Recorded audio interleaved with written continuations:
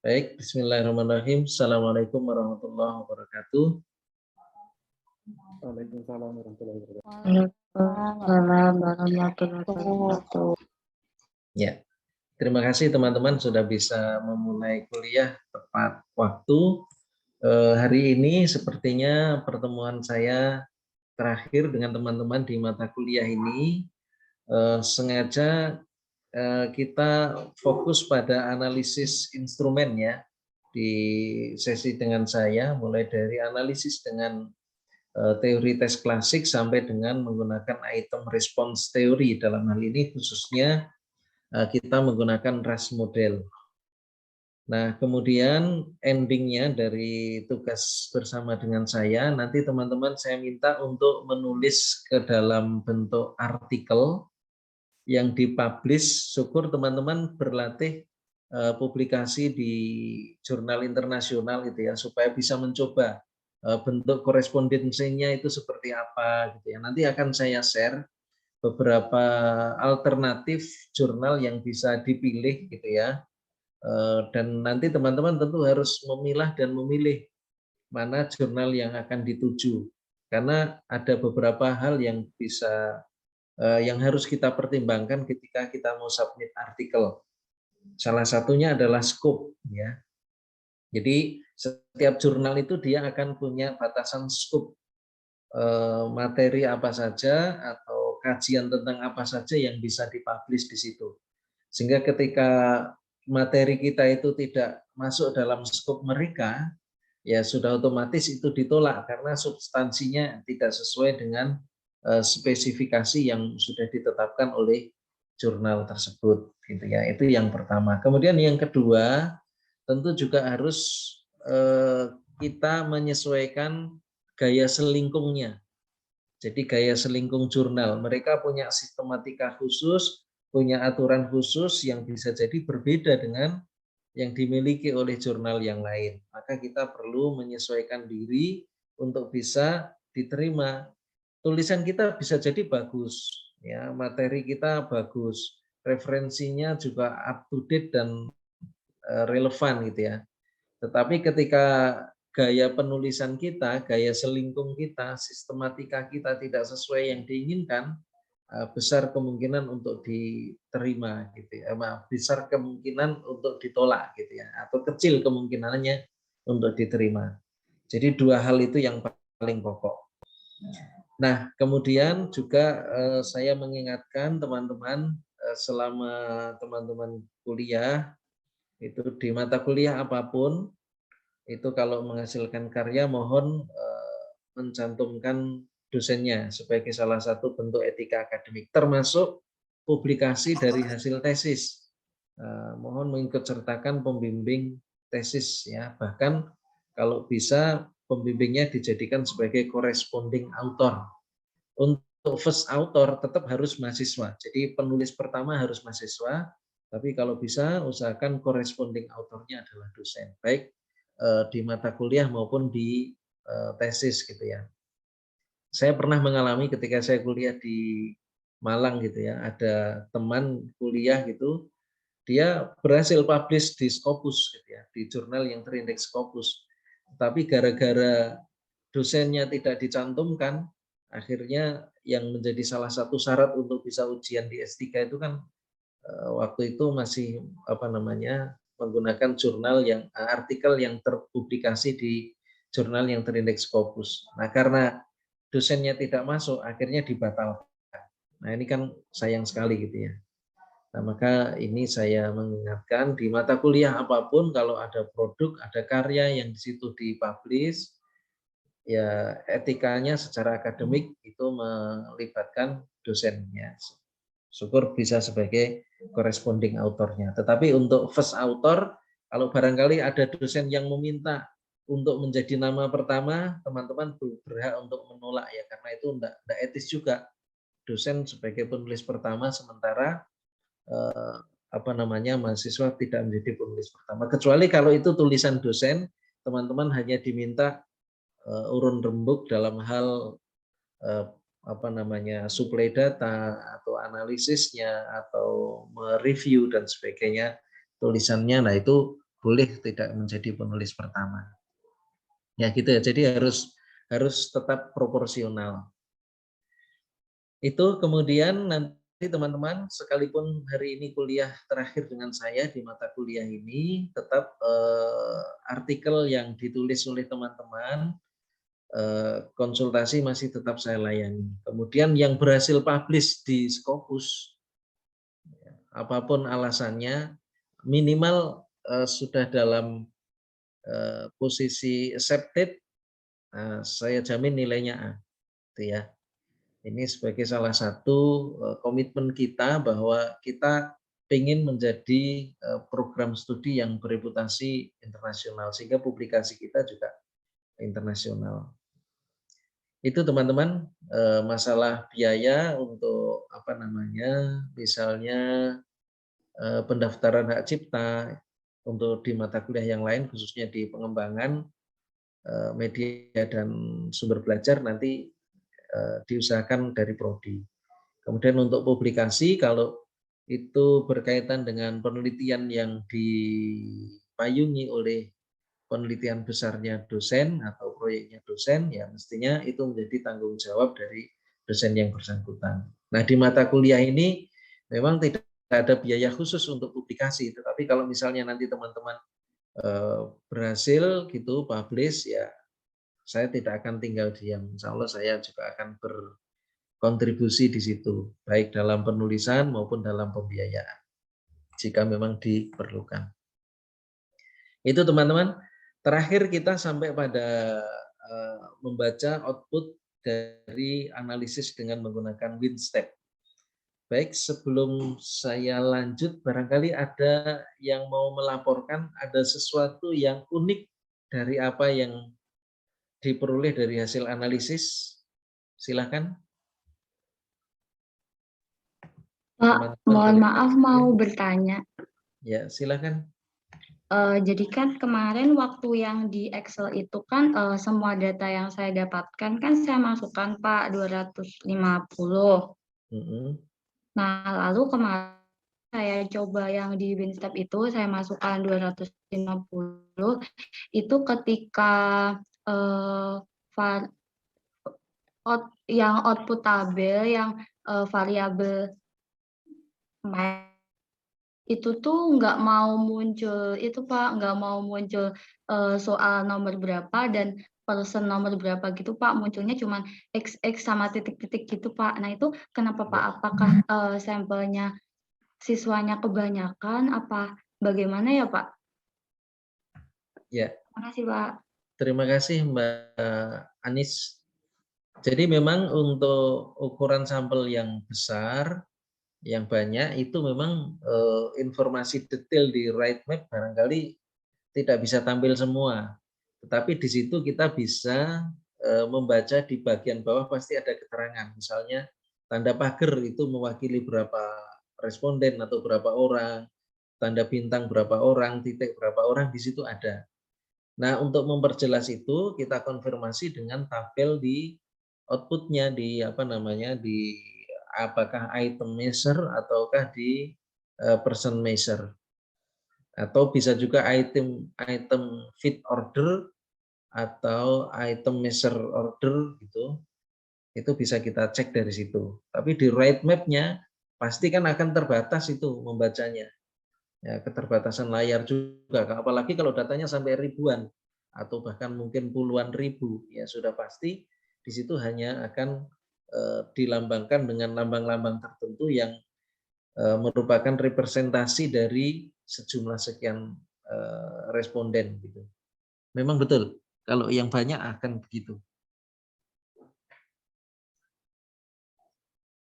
Silakan Baik, yang Pak. lain. Terima kasih Pak. Oke, sama-sama Mbak Anis. Ada lagi yang lain? Pak izin bertanya. Mbak Rama, silakan. Jadi saya tuh sebenarnya masih agak bingung ya Pak. Sebenarnya ini sudah saya lakukan sejak S1, cuman saya masih bingungnya di sini. Apabila kita menguji validitas itu kan pakainya item misfit. Nah, kalau misalnya di satu soal itu dia hanya tidak memenuhi di satu, misal di outfit ZSTD, apakah itu tuh apakah butir soal tersebut tetap dikatakan tidak valid atau tetap bisa dipertahankan ya Pak? Soalnya saya kan baca-baca di bukunya Sumintono juga kan Pak.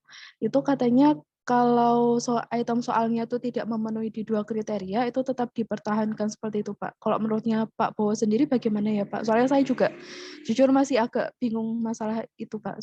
Sebelumnya terima kasih. Ya, baik. Terima kasih pertanyaan yang penting ini Mbak Rama dan juga teman-teman. Sebaiknya memang kalau tidak memenuhi ketiga kriteria ya di-drop saja atau diganti soalnya. Kalau kita kehilangan representasi dari indikator. Jadi maksudnya begini, mengembangkan soal itu kan mestinya diawali dari membuat blueprint dulu, membuat kisi-kisi dulu. Dari indikator, kemudian diturunkan menjadi butir soal.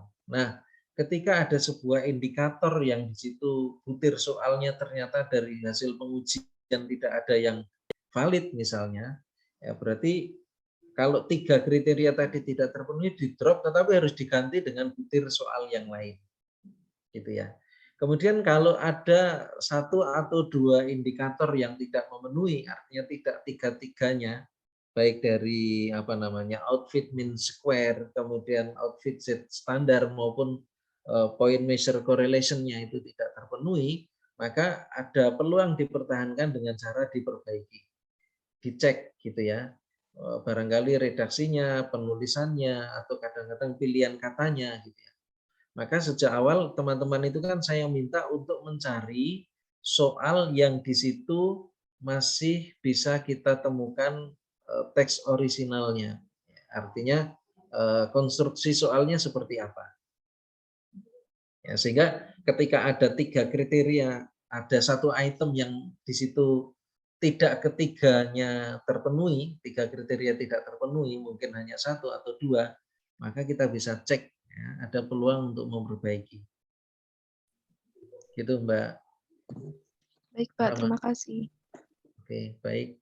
Mas Sobi, silakan. Baik Pak, jadi pertanyaannya yang pertama tadi sudah disampaikan oleh Mbak Rama, mirip juga, jadi menemukan beberapa soal yang ketika itu dicek dengan 3 parameter yang outfit yang mean square dan ZSTD sama yang point measure correlation itu ada beberapa soal yang tidak memenuhi dari salah satu kriteria itu seperti itu. Kemudian juga tadi kami menemukan baik dari hasil analisis reliabilitas dengan classical test theory maupun dengan item response test itu menemukan nilai reliabilitasnya itu 0,69. Nah, kalau kita menggunakan panduan dengan alpha Cronbach yang kemarin kan soal itu dikatakan reliable jika nilai alpha Cronbach-nya itu di atas 0,7. Nah, kalau kita menemukan angka 0,9 itu apakah tetap kita pakai 0,9 atau itu bisa dibulatkan menjadi 0,7 seperti itu, Bapak? Terima kasih. Ya, baik. Terima kasih. Pertanyaan ini juga bagus banget, Mas Sofi dan teman-teman ya.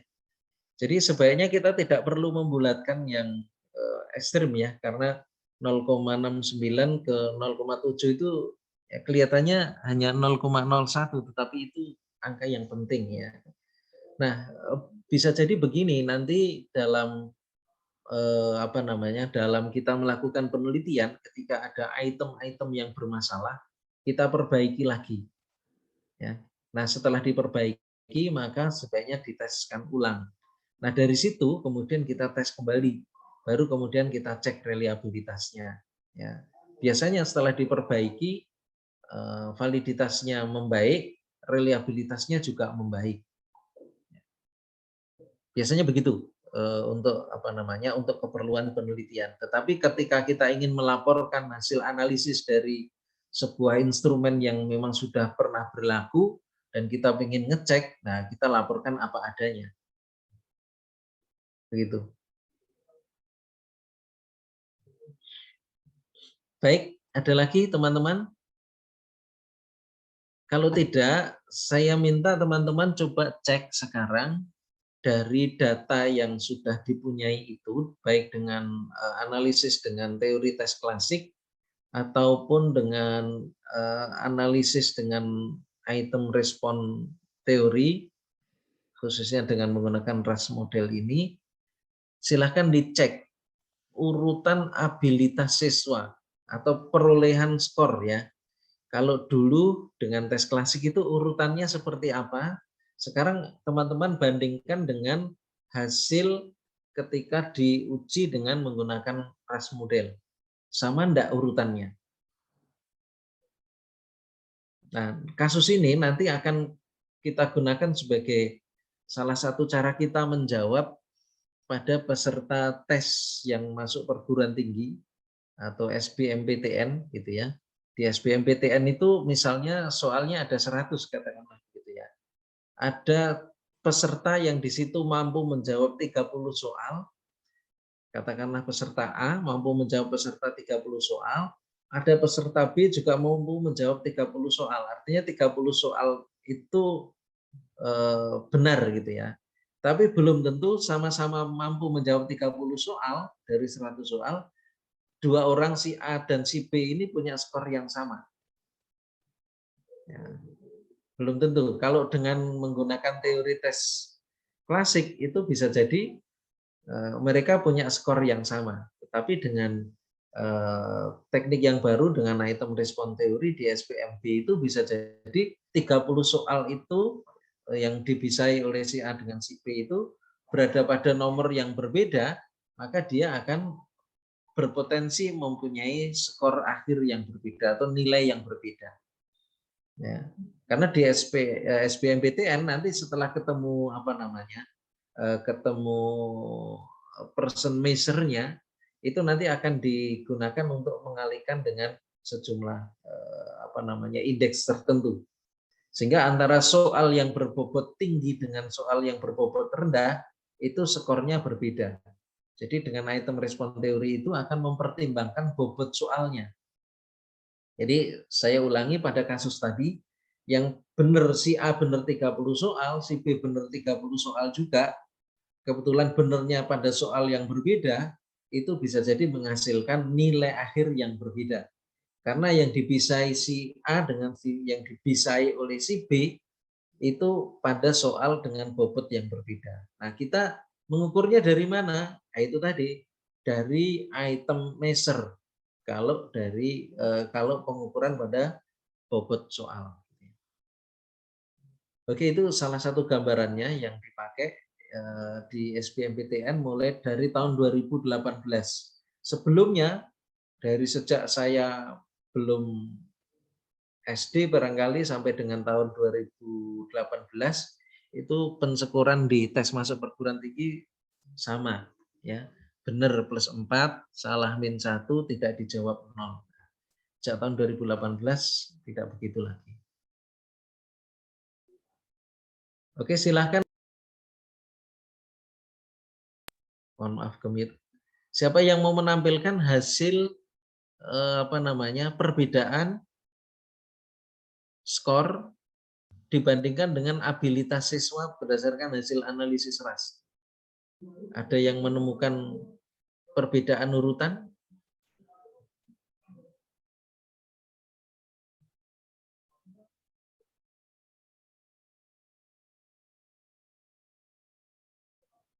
Oke, mungkin sebagai contoh saya akan coba share screen ya. Saya belum ngecek dari contoh yang kemarin saya pakai di teman-teman itu.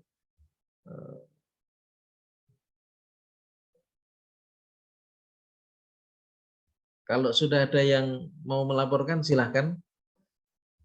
Saya tak cek dulu, buka.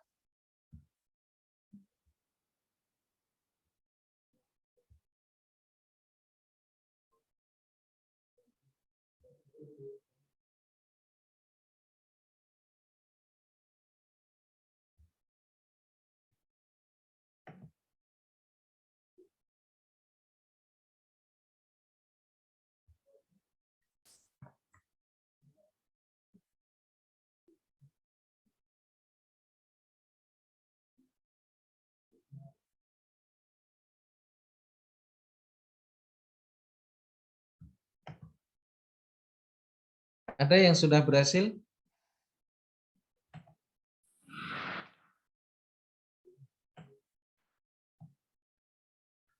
Mungkin saya coba share punya saya aja, Pak. Ya, silakan Mas.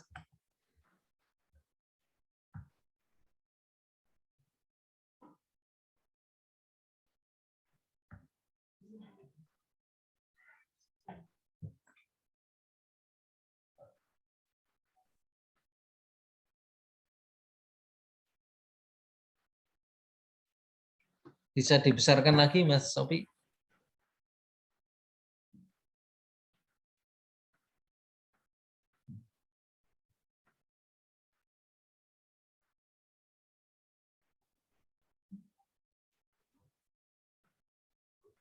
Oke, seperti ini, Pak.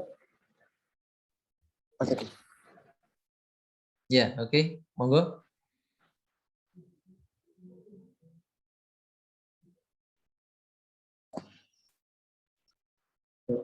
Suara saya bisa terdengar, Pak? Ya, agak sedikit terputus Mas. Oh, bentar, Pak. Ya.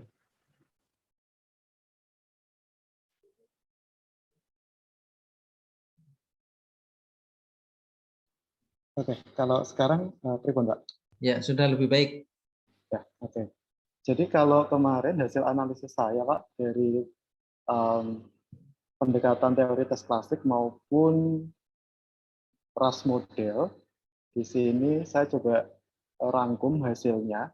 Misalnya ini adalah hasil analisis dari teori tes klasik. Di sini kita juga bisa tahu distribusi soal mudah, sedang, dan sukarnya. Nah, kemudian ketika saya bandingkan dengan hasil analisis menggunakan item respon test itu dengan model RAS, ada kemiripan sebenarnya antara soal yang mudah, soal yang sedang, dan soal yang sukar. Jadi hasil CTT maupun IRT itu punya kemiripan dari distribusi kategori soal mudah, sedang, dan sukarnya. Misalnya seperti ini, Pak. Untuk di CTT ini, kategori soal mudah itu ada di soal nomor 1, 3, kemudian 8, 10, 14, kemudian 17, 20, dan nomor 29 seperti itu. Nah, kemudian di sini, di tabel, nah, di map ini juga kita bisa temukan kalau tipe soal yang mudah itu tadi, itu nomornya adalah nomor 1, nomor 14, 18, 10, 8, 3, dan 29, dan juga 13. Ini saya rangkum di sini sih, Pak, sebenarnya. Kemarin saya itu tulis rangkumannya. Jadi di sini misalkan Pak Bo dan teman-teman nanti bisa memberikan koreksi. Jadi hasil analisis dengan kedua pendekatan tersebut itu menunjukkan adanya kemiripan untuk persebaran soal kategori mudah, sedang, dan sukar. Nah, soal kategori mudah hasil analisis CTT itu ada soal nomor 1, 3, 8, 10, 13, 14, 17, 18, 19, 20, dan 29. Nah, jika dibandingkan dengan hasil pendekatan IRT, butir soal tersebut juga termasuk dalam kategori soal yang mudah. Jadi dia berada di posisi di bawah tadi, kategori soal yang mudah itu tadi, Pak, kalau dibandingkan. Dan soal-soal yang sulit itu kalau di item, kalau di sini, soal-soal yang kategori sulit, misalnya ada soal nomor 7, 11, 12, kemudian 24 dengan difficulty index-nya yang sangat kecil, kemudian 30. Nah, kita bisa bandingkan di sini juga, nomor 30, soal nomor 30 ini adalah soal yang paling sukar juga di sini. Kalau kita cek di sini, di hasil IRT ini, soal nomor 30 ada soal yang paling sukar di sini, tingkat kesulitannya paling tinggi, nilai logiknya paling tinggi, dan kalau kita bandingkan dengan yang di teori tes klasik, soal nomor 30 juga punya nilai difficulty index yang paling kecil, yaitu 0,2, misalnya seperti itu. Kemudian kalau kita bandingkan juga soal nomor 11, berdasarkan hasil IRT ini juga termasuk soal yang sulit setelah nomor 30, tingkat kesulitannya. Kalau kita lihat di classical test theory, soal nomor 11, itu juga termasuk soal yang sulit dengan difficulty index 0,22. Jadi masih lebih besar difficulty index-nya dari soal nomor 30. Artinya soal nomor 11 ini meskipun sulit, tapi dia tingkatnya masih di bawahnya soal nomor 30 seperti itu, Pak. Jadi sebenarnya ada kemiripan pola persebaran dari soal yang kategori mudah, sedang, dan sulit. Cuman kalau di item respon test kita bisa langsung lihat distribusinya, bisa langsung tergambarkan seperti ini, mana yang paling sulit dan mana yang paling mudah itu bisa tergambarkan. Kalau di classical test theory itu kita harus memilah dulu dari difficulty index-nya. Kita lihat dulu difficulty index-nya untuk bisa tahu mana yang paling sulit, kemudian mana yang tingkat kesulitannya semakin ke bawah, semakin ke bawah, semakin ke bawah. Seperti itu, Pak. Ya, terima kasih luar biasa Mas Sofi. Analisisnya sudah membandingkan antara CTT dengan IRT. Sebetulnya ada satu lagi informasi yang di situ belum diungkap oleh Mas Sofi yang berkaitan dengan tingkat kesulitan ini. Jadi kalau dengan CTT kita tidak tahu soal nomor 1 misalnya itu mudah ya, kategori mudah. Nah, mudahnya itu mudah bagi siapa? Atau misalnya soal nomor 7 itu sukar, kategorinya sukar, tapi sukar bagi siapa? Kan kita tidak bisa membaca di situ. Ya, jadi misalnya itu ya, soal nomor 7 itu kan termasuk kategori sukar, gitu ya. Tapi itu sukar bagi siapa? Atau misalnya yang mudah itu ada di nomor 3 misalnya. Soal nomor 3 itu termasuk kategori mudah, gitu ya. Tapi mudah bagi siapa? Ini kan tidak terjawab dengan apa namanya CTT. Tetapi ketika kita dengan IRT, dengan apa namanya RAS model, itu kita bisa menjawab. Misalnya kita bisa cek soal nomor 7 tadi, soal nomor 7, tadi kan termasuk kategori apa tadi? Saya lupa. Coba yang di hasil CTT. CTT. Ya. Soal nomor 7.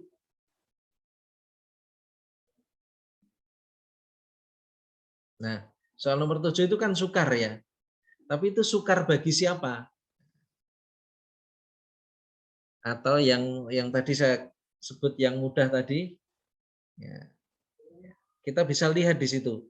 Soal nomor 7 itu kan memang termasuk soal yang sukar, tapi sukar bagi siapa?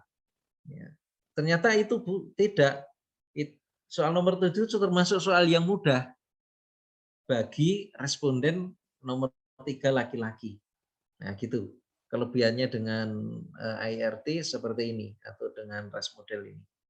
Atau juga bagi bagi siswa nomor 16 laki-laki, 39 laki-laki, 7 perempuan, 29 laki-laki, soal nomor 7 itu adalah soal yang mudah. Gitu ya. Tetapi dia termasuk soal yang sulit bagi soal nomor bagi siswa nomor 24, 28, 31, 37, 49 gitu ya. Nah, itu kelebihannya.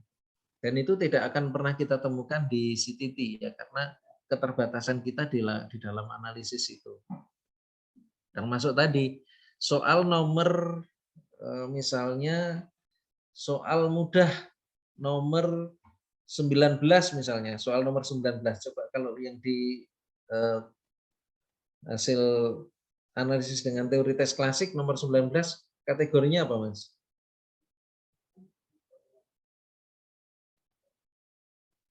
Nah, 19 itu kan mudah ya. Mudah. Ya, mudah.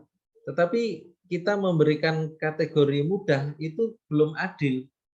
Karena mudah bagi siapa, dari situ tidak ada keterangan, tidak ada informasi lebih lanjut. Tapi dengan right map di bawah itu kita bisa lihat. Ya. Nah, nomor 19 itu mudah memang, tapi mudah bagi siapa? Tapi kalau kita ukur dengan kemampuan atau dengan abilitas pada siswa nomor 38 laki-laki, 38L, soal nomor 19 itu adalah soal yang sulit. Ya. Nah, begitu. Salah satu kelebihannya kita dengan menggunakan IRT. Oke, ini dari kacamata itemnya ya. Tetapi yang saya minta tadi dari apa namanya? Dari hasil pengukuran siswa yang kita analisis sama, item yang kita analisis sama, tetapi perolehan skor akhirnya bisa dilihat enggak, Mas Sofi? urutan skor perolehan siswa. Kita mencoba melihat dari sisi lain, tidak dari sisi item. Yang dilaporkan ini kan itemnya saja ya. Yang dilaporkan oleh Mas Sofi ini kan itemnya saja. Dari sisi siswa, tadi saya minta yang pertanyaan atau request saya yang sebelumnya tadi itu dari sisi siswa. Skor akhir dari siswa, urutannya bisa dilihat di Excel mungkin Mas. Setelah diurutkan, di Excel yang mana gitu Pak? Ya. Di Excel ketika kita mengurutkan itu untuk kepentingan analisis apa? Daya beda ya, sepertinya. Iya. Coba dilihat iya Pak, bentar Pak, kita cek dulu.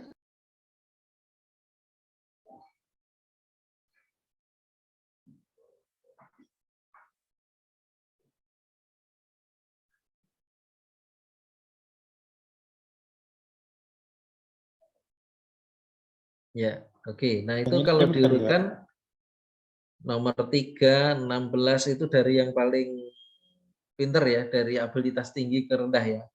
3, 16, 39, 7 dan seterusnya. Nah, ini ada potensi berbeda dengan hasil yang ada di RAS model. Coba dilihat hasil analisisnya, Mas.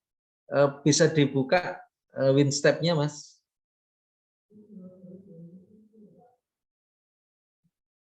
WinStep yang di situ sudah dimasukkan data analisisnya.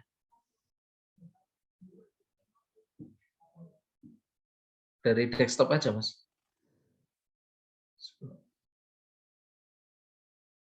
Itu yang tabel nomor berapa ya, Pak?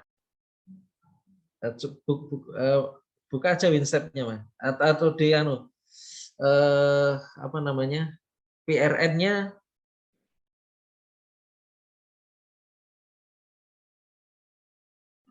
ya, coba kemudian klik output tabel. Kemudian person fit order tabel 6. Ya, coba di situ. Dikecilkan. Nah, ini kalau dilihat urutannya berdasarkan sorry, bukan person fit order, salah Mas. Coba. Output tabel person measure. Ya, tabel 17.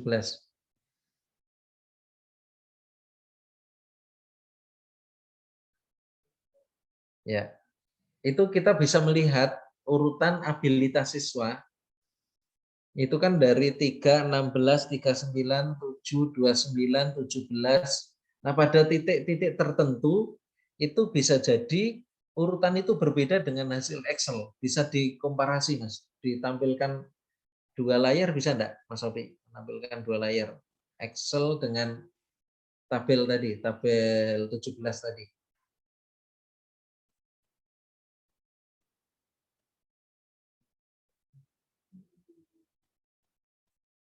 Ya, digeser ke kanan yang Excel-nya. Ya, terus ini dilebarkan, digeser kiri Mas, di scroll yang kiri yang di notepad-nya. Bawah scroll yang notepad-nya. Enggak Mas, bukan itu, scroll bar yang notepad kiri. Bukan itu. Yang nah itu maksud saya. Itu geser. Nah, coba itu urutannya sama persis tidak?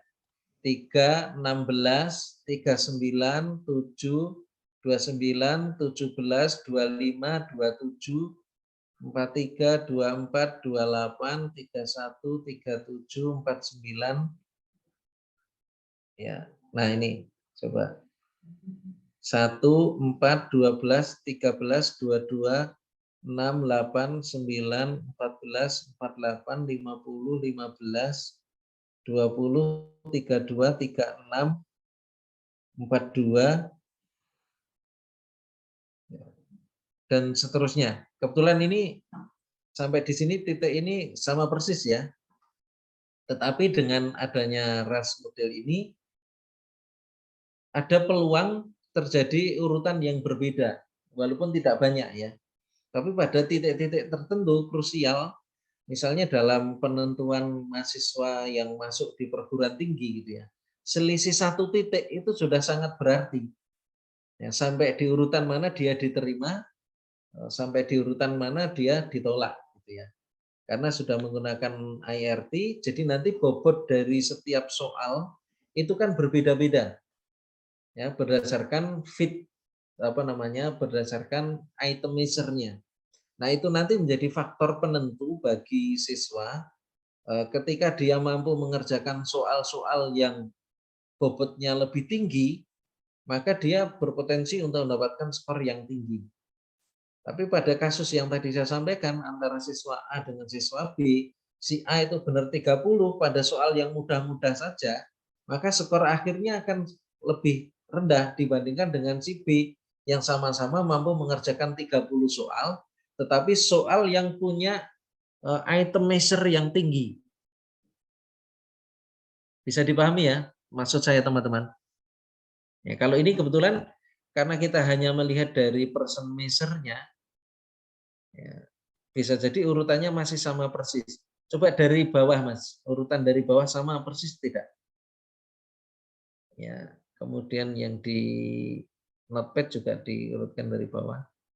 Kebetulan ini sepertinya sama ya, 38, 44, 11, 10, 40, 34, 19, 41, 26, 21, 18, 25, 47, 35, 33, 30, 23, 46, 45, 42, 36, 32, 20, 15, 50, 48, 14. Kebetulan ini sama persis ya.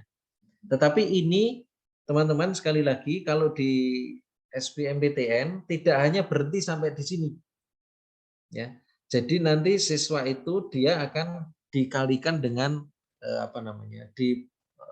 skor akhirnya akan memperhitungkan dari soal mana yang mampu dia selesaikan berdasarkan bobot soalnya. Bobot soal itu dilihat dari item measure. Gitu ya. Jadi kalau tadi pada contoh yang saya sampaikan, ada 2 calon mahasiswa, si A dengan si B, sama-sama mampu mengerjakan 30 soal dari 100 soal yang ada. Si A itu mampu mengerjakan soal 30 soal, tetapi soal dengan bobot item measure yang rendah.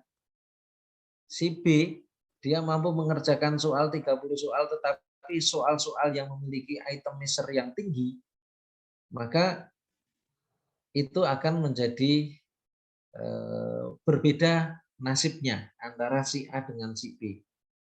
Nah, gitu. Jadi ini langkah awal dari IRT sebetulnya, item response theory, ya, berdasarkan bobot dari soalnya. Nah, bobot soal itu tidak hanya dilihat dari informasi yang ada di bank soal, tetapi dari kondisi faktual setelah soal itu diteskan.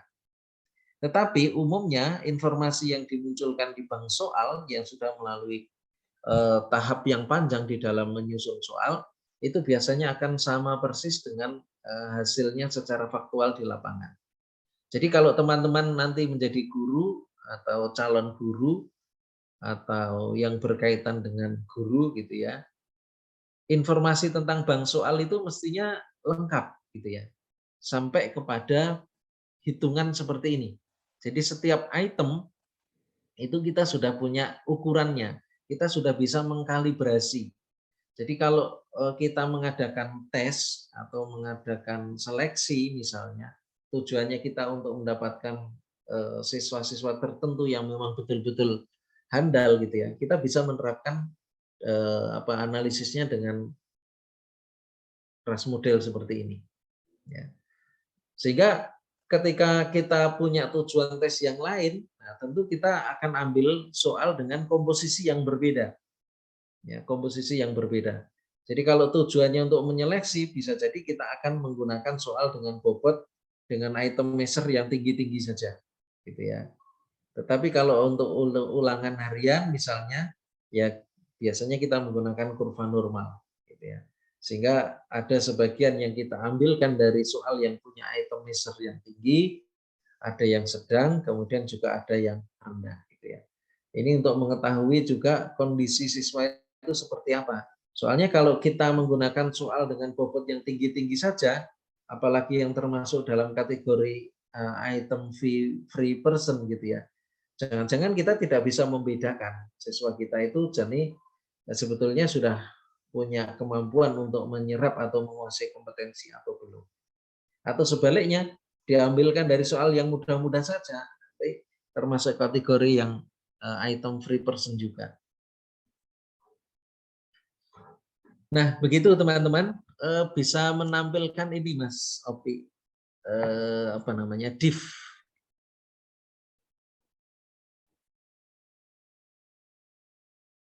Tadi dari Winstep tadi. Nah.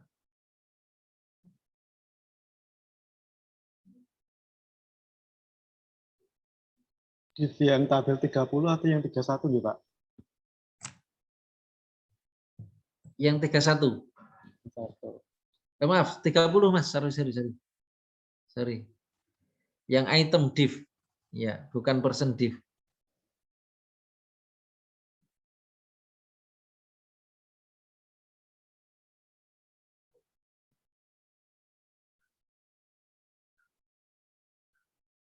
Excel-nya sudah muncul belum? Nah itu sudah klip-klip. Nah teman-teman kita bisa melihat juga dari sini. Jadi bobot soal itu juga akan terlihat dari tabel ini, dari grafik ini ya teman-teman. Jadi soal-soal yang bobotnya tinggi itu akan berada di atas posisinya. Tadi kan soal nomor 7 itu termasuk soal yang sulit. Soal nomor 30 juga sulit. Nah, itu pasti posisinya di grafik itu akan terlihat. Sebaliknya soal yang mudah, soal nomor 20, ya, itu kan soal yang mudah. Jadi grafik itu memperlihatkan ya, selain kita melihat potensi terjadinya bias, juga melihat apa namanya bobot soalnya. Jadi umumnya yang di atas rata-rata, di atas 0 itu termasuk soal-soal yang sulit atau soal-soal yang sukar. Nah, itu salah satu fungsinya. Jadi di samping melihat apa namanya potensi biasnya yang nanti harus dikonfirmasi. Jadi secara visual saja kita tidak apa namanya tidak bisa menentukan secara yakin gitu ya mana yang berpotensi terjadinya bias.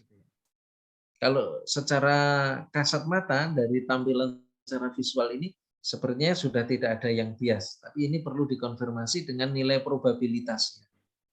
Ya, nanti bisa dilihat dari probabilitas di notepad-nya tadi, yang tabel 30.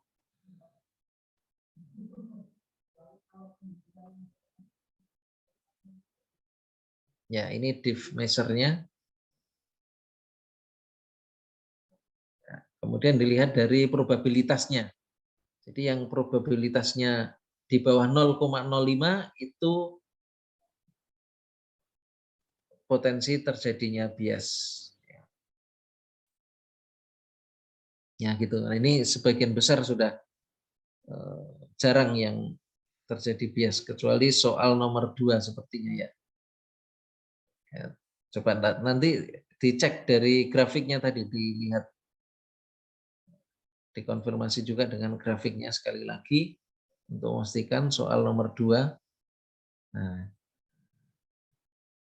itu terjadi perbedaan yang cukup mencolok ya antara siswa laki-laki dengan siswa perempuan ya.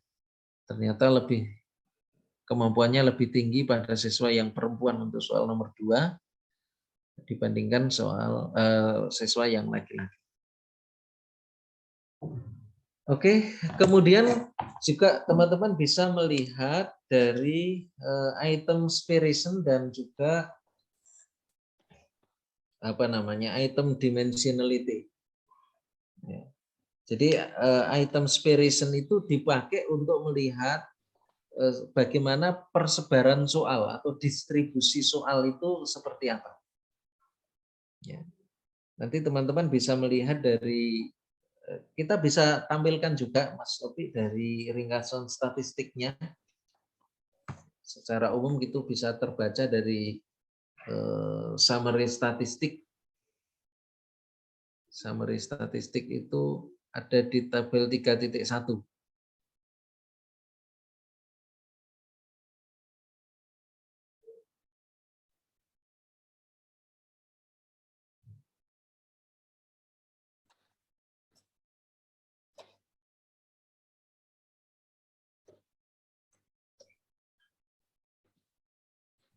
Ya, Masih loading, Mbak. Oh ya.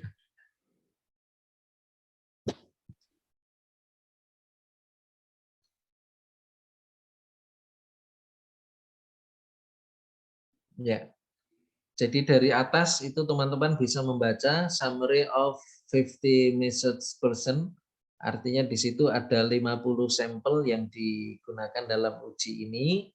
Kemudian di bawahnya itu adalah rangkuman statistik atau statistik deskriptif dari skala logik untuk person. Jadi misalnya min dari measure-nya itu adalah 0,68. 0,68. Jadi ini kemampuan siswanya relatif tinggi, ya, relatif tinggi karena di atas 0, ya, 0,68. Kemudian standar deviasinya berapa itu? 0,84. Kemudian tertingginya adalah 2,77 dan terendahnya adalah min 0,68. Nah, itu adalah rangkuman dari apa namanya? Kemampuan siswa atau kemampuan person dalam hal ini. Kemudian di bawah juga bisa dilihat dari aspiration-nya. Jadi itu bisa kita gunakan untuk menentukan nilai reliabilitas dan pengelompokan untuk person. Ya, dari aspiration-nya Mas, yang di atas tadi, masih di atas. Nah ini, nah, person reliability-nya adalah 0,69 ya. Kemudian person aspiration-nya adalah 1,49. Nah, dari situ kita nanti bisa menentukan reliabilitas dan juga pengelompokan person. Jadi pengelompokan person itu idealnya semakin banyak terjadi aspiration itu semakin baik. Jadi rumus untuk pengelompokan siswa itu biasanya 4 kali indeks aspiration dibagi 3. 4 kali aspiration dibagi 3. Nah, dalam hal ini berarti real aspiration yang kita gunakan dari 4 kali 1,49 kemudian dibagi 3. Nah, itu nanti digunakan untuk menentukan pengelompokan siswa. Nah, umumnya nanti akan dibulatkan, kemudian kita melihat ada berapa kelompok gitu ya. Kalau 1,49 kali 4 dibagi 3 ketemu berapa ya?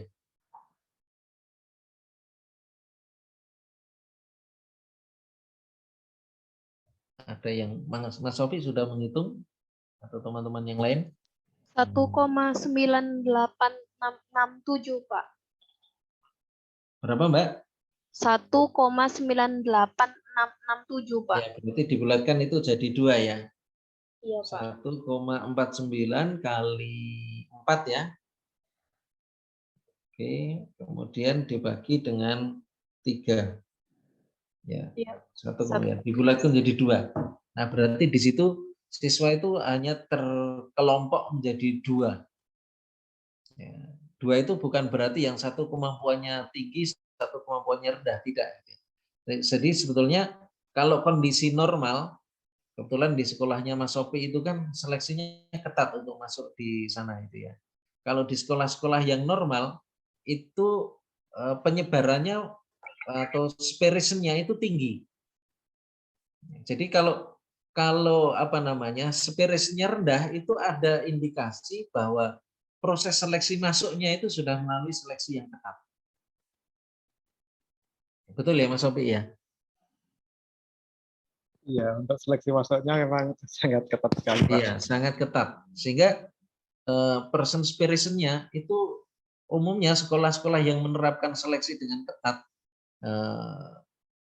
indeks spirationnya rendah, gitu ya. Indeks spirationnya rendah. Gitu ya teman-teman. Bisa memahami apa yang saya sampaikan? Bisa, Pak. Oke, sip. Pak, barusan saya juga coba yang index variation itu kan, Pak. Terus saya sesuai yang hitungan saya dapatnya 98,667 itu berarti masih benar atau saya salah ngitung ya, Pak? Salah itu. Oh, salah ngitung. Ya, salah. Nggak mungkin sampai segitu.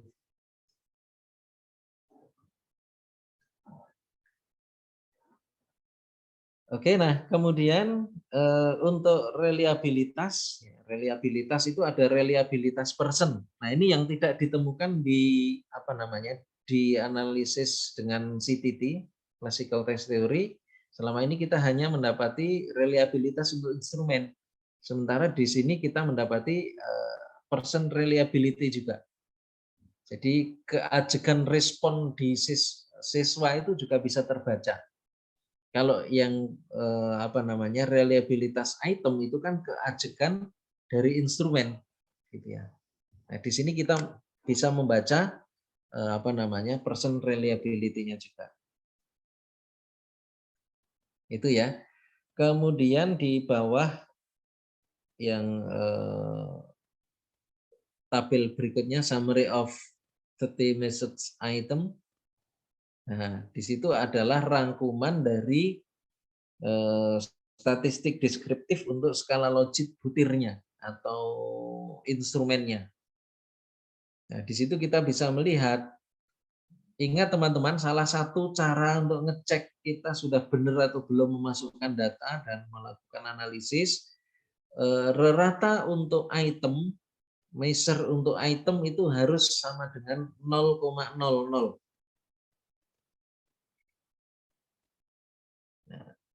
Jadi teman-teman nanti silahkan cek. Kalau rata untuk item, measure-nya, coba Mas Sofi bisa di blok itu, yang angka 0,00 itu mulai dari min sampai, nah itu salah satu indikasi kita sudah benar melakukan analisis. Salah satu ya, bukan berarti kalau sudah 0,00 sudah pasti benar. Kemarin ada beberapa mahasiswa yang melaporkan ke saya itu min untuk measure-nya itu tidak 0,00. Nah, ini berarti ada indikasi keliru. Jadi untuk rata logit dari item itu harus 0,00 gitu ya. Nah, kita juga bisa melihat indeks spiration dari apa namanya? Dari itemnya. Nah, ini silakan dihitung kalau spiration-nya 3,08 hasilnya berapa? Spiration-nya 3,08 kali 4, 3,08 kali 4. Oke, kemudian dibagi 3. Nah, ini baik. Jadi ada 4 kategori soal atau 4 pengelompokan soal. Jadi rumusnya itu ya, indeks spiration dikali 4 dibagi 3. Jadi itu kan 3,08 kali 4 dibagi 3 itu ketemunya 4,1. Ya. Itu bagus. Artinya apa? Kita bisa konfirmasi dengan apa namanya? Dengan right map ya, dengan apa namanya? Dengan grafik right map nanti kita melihat ini siswa pengelompokannya hanya ada 2. tapi instrumennya mengelompok menjadi 4. Nah, di situ kita bisa bercerita atau bisa memberikan deskripsi gitu ya. Mengapa kok siswa itu hanya mengelompok menjadi 2, sementara soalnya itu mengelompok menjadi 4. 4 itu barangkali kita bisa kategorikan ada yang sangat sulit, kemudian misalnya sedang dan mudah misalnya begitu. Tetapi siswanya hanya mengelompok menjadi 2. Nah, bisa jadi karena tadi ada indikasi bahwa untuk masuk di situ ada proses seleksi yang sangat ketat gitu ya. Sehingga siswa itu tidak akan kelompokkan jadi kelompok yang ekstrim bawah, itu tidak terjadi. Itu salah satunya. Ya.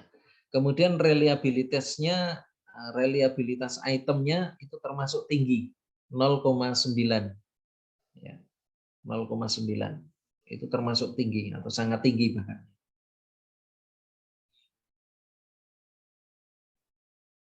Oke, sementara itu dari sini, dari item dari summary statistik gitu ya. Kemudian dari yang lainnya nanti bisa dibaca sendiri dari skalogramnya, kemudian juga dari div-nya nanti bisa diperdalam. Kemudian bisa juga nanti teman-teman memperdalam lagi dari kalibrasi instrumennya. Kemudian bisa juga dari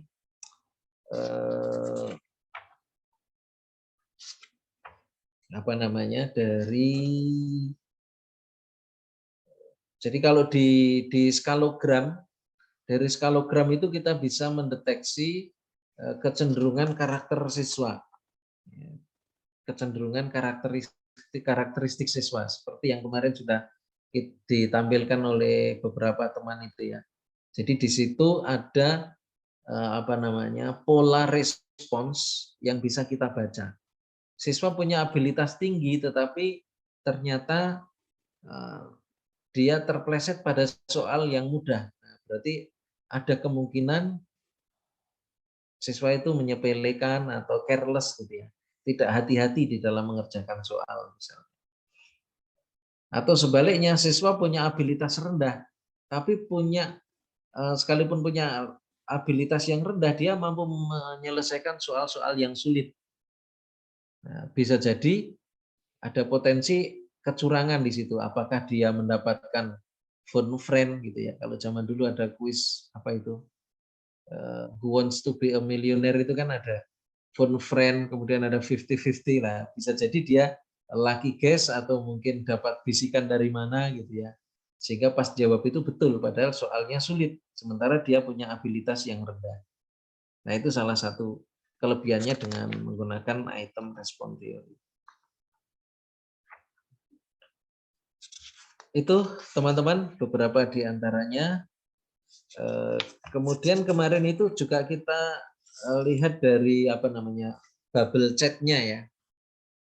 Dari bubble chat itu kita bisa melihat kondisi soal dari item-item yang ada gitu ya. Oke, sementara itu terima kasih Mas Sofi. Ada lagi yang lain yang mau menampilkan hasilnya? Syukur menampilkan hasil unik temuannya.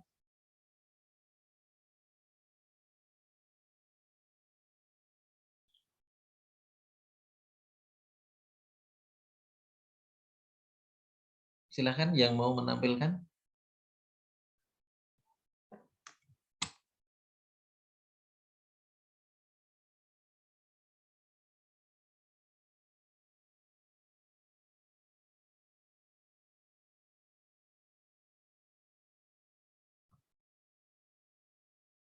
Di antara teman-teman ada yang menemukan sesuatu yang aneh dari hasil analisisnya setelah dibandingkan antara CTT, Classical Test Theory, dengan menggunakan Rasmussen.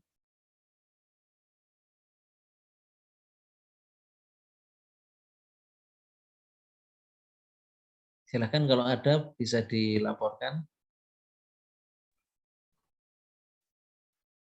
Pak, maaf mau bertanya, Pak. Iya, silakan. Ya, berarti kalau yang di reliabilitas yang ada di sisi CTT tadi itu sebenarnya reliabilitas item yang seharusnya nilainya itu sama dengan summary pada reliabilitas item yang ada di ERT gitu, Pak. Seharusnya secara teori. Bisa diulangi, Mas? Oke. Tadi kan di CTT, classical test teori itu kan kita juga mengukur reliabilitas itemnya. Gitu. Nah, sementara ketika pakai IRT, tadi kan juga di summary-nya ada reliabilitas item yang di tabel di bawah tadi, Pak. Berarti itu seharusnya nilainya sama atau nilainya tidak terpaut begitu jauh kalau berbeda gitu, Pak? Harusnya tidak terpaut jauh. Oh. Harusnya tidak terpaut jauh, harusnya. Terus Karena kalau di yang terus kalau yang reliabilitas persen tadi cuman dari yang IRT tadi ya Pak, yang di tabel atas tadi. Kalau di CTT tidak ada yang reliabilitas persen tadi. Iya, kita tidak menemukannya. Oke, baik Pak, terima kasih. Iya.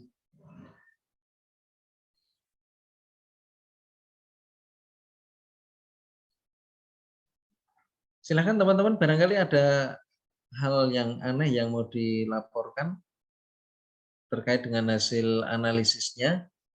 Yang jelas semakin banyak yang melaporkan itu semakin punya banyak perbendaharaan gitu ya. Saya ingin memperlihatkan, mudah-mudahan tidak hilang file saya.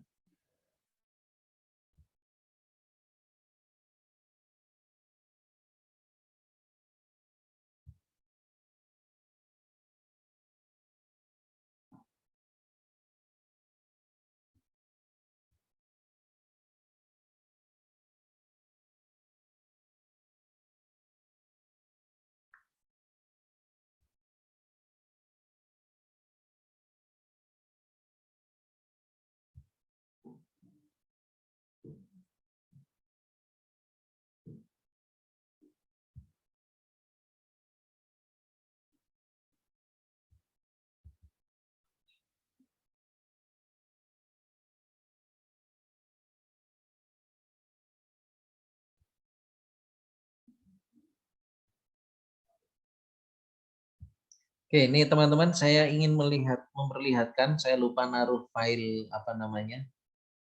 file PowerPoint-nya. Ini dulu pernah saya pakai untuk ngisi MGMP Biologi Jawa Tengah.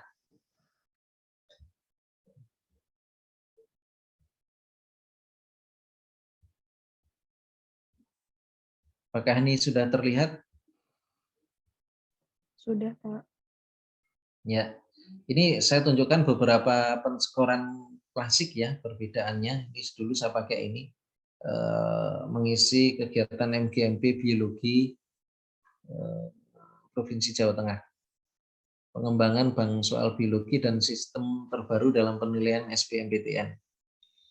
Nah, ini contoh salah satu kelebihan kita dengan menggunakan RAS model atau item response theory itu mampu menganalisis sampai pada ini. Jadi kalau ada siswa yang tidak menjawab gitu ya, itu nanti berbeda dengan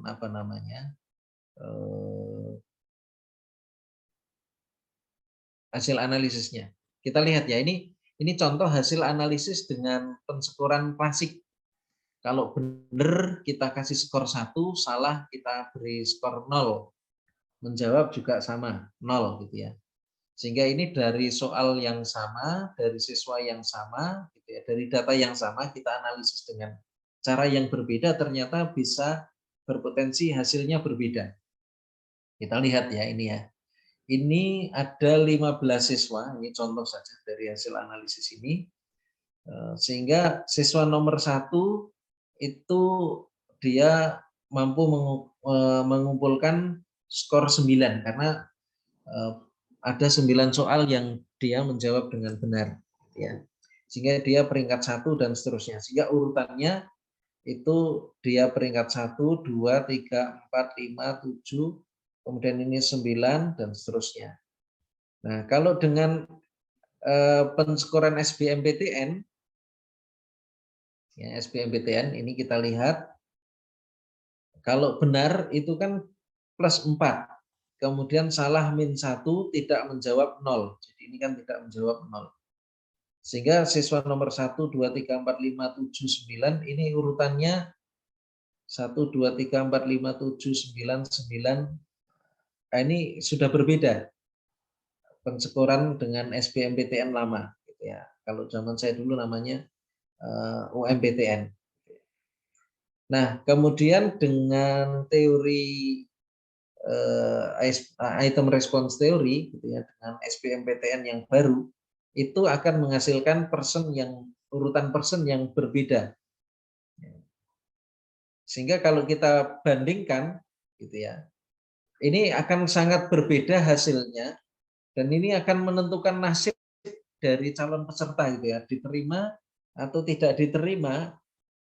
Itu kalau menurut para pakar itu lebih adil dengan menggunakan IRT, ya, dengan item response theory.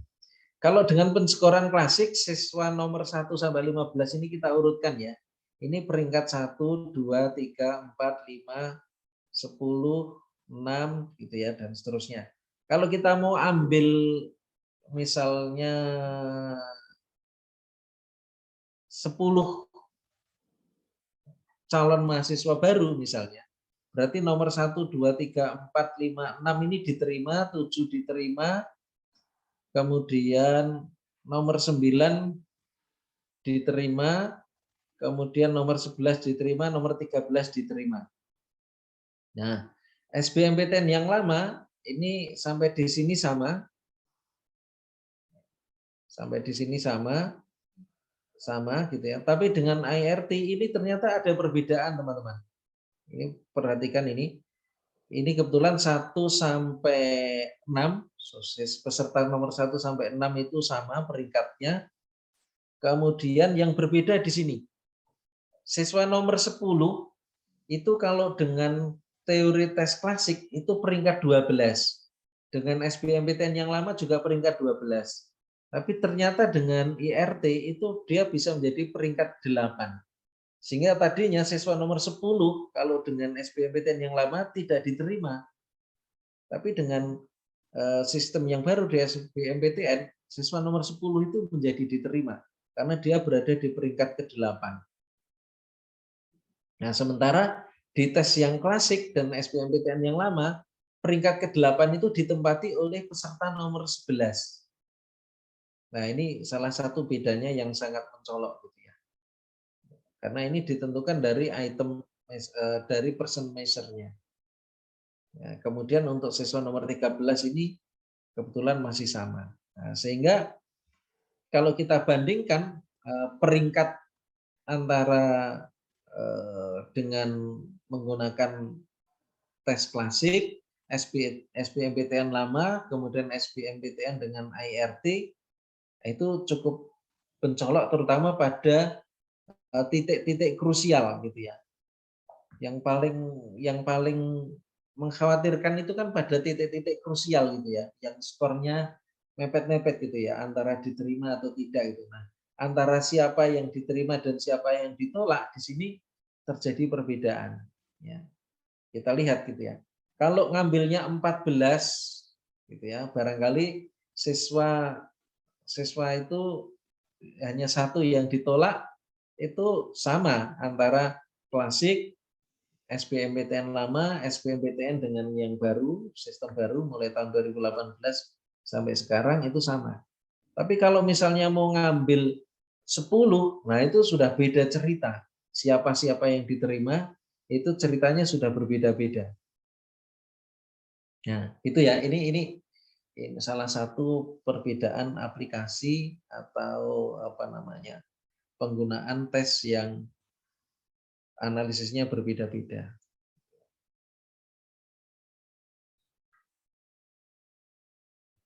Nah, kemudian kita juga bisa melihat di sini teman-teman analisis distraktor. Jadi analisis distraktor kita bisa lihat umumnya distraktor yang baik mulai dari yang paling rendah ke yang paling tinggi sampai pada kunci itu dia akan memperlihatkan rata abilitas yang meningkat. Jadi ini contohnya. Min 1,4, kemudian min 1,05, min 0,14, 0,0, 2,15. Artinya apa? Ini rata abilitasnya meningkat. Ini berarti distraktornya baik. Ya, distraktornya baik. Tapi kalau kita lihat di sini, ini contoh soal yang distraktornya jelek. Contoh soal yang distraktornya jelek. Kita bisa membaca di sini terjadi penurunan min dari abilitasnya. Jadi ini contoh soal nomor 9, C itu min 1,37. Kemudian A min 0,73. Kan naik ya di situ ya. Kemudian E 1,69 naik lagi. Tetapi begitu sampai di B itu 0,41 turun. Nah, di sini diberi tanda bintang. Nah, ini ada rambu-rambu bagi kita bahwa option yang kita buat atau distraktor yang ada itu tidak berfungsi dengan baik. Juga soal nomor 5, nanti teman-teman bisa lihat dari hasil analisis RAS modelnya keberfungsian dari distraktornya masing-masing. Ya, jadi distraktor yang baik itu akan memperlihatkan kenaikan rata abilitas secara kontinu. Jadi semakin naik, semakin naik, semakin naik menuju ke kunci jawaban gitu ya. Tapi kalau kita lihat di sini soal nomor 5 ini option A itu min 2,61. Option B min 1,69 kan naik. Ya. Kemudian option D itu min 0,21. Option C 0,50. Nah, option E yang merupakan jawaban itu ternyata turun lagi abilitasnya 0,20. Nah, ini berarti ada distraktor yang tidak berfungsi dengan baik. Nah, gitu ya, teman-teman.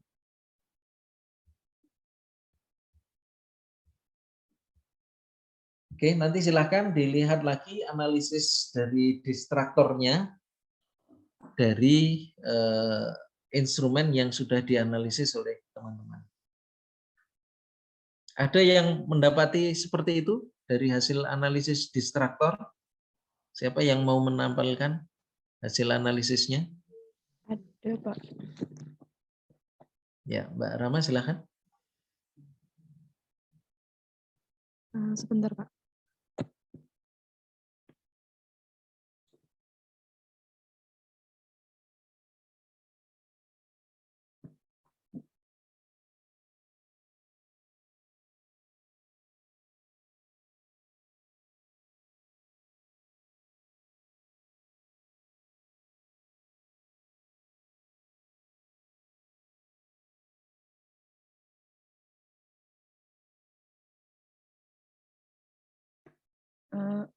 Jadi setelah saya analisis dengan item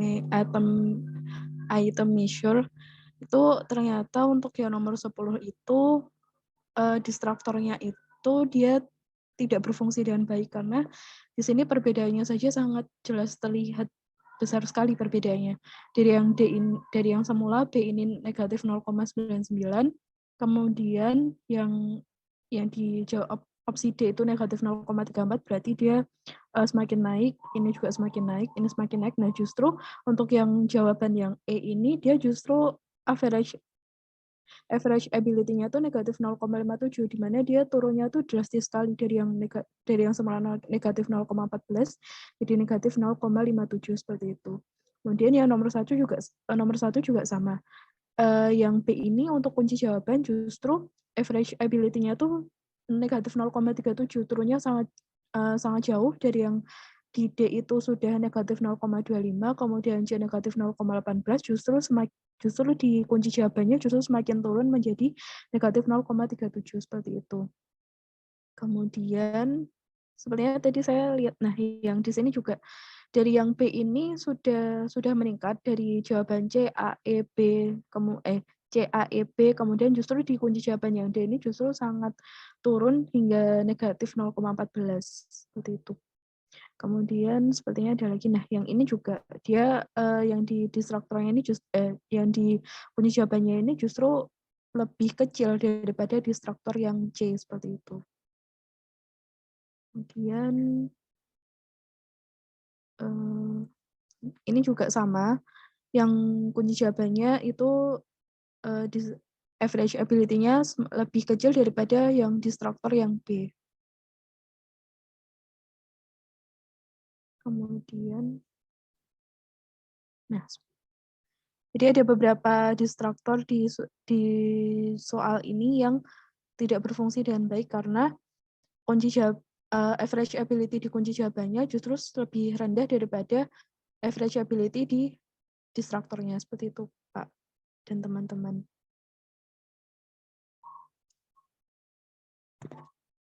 Ya, terima kasih Mbak Ramadanti. Jadi ini ya teman-teman, kita bisa melihat efektivitas distraktor atau keberfungsian dari distraktor itu distraktor yang baik ya.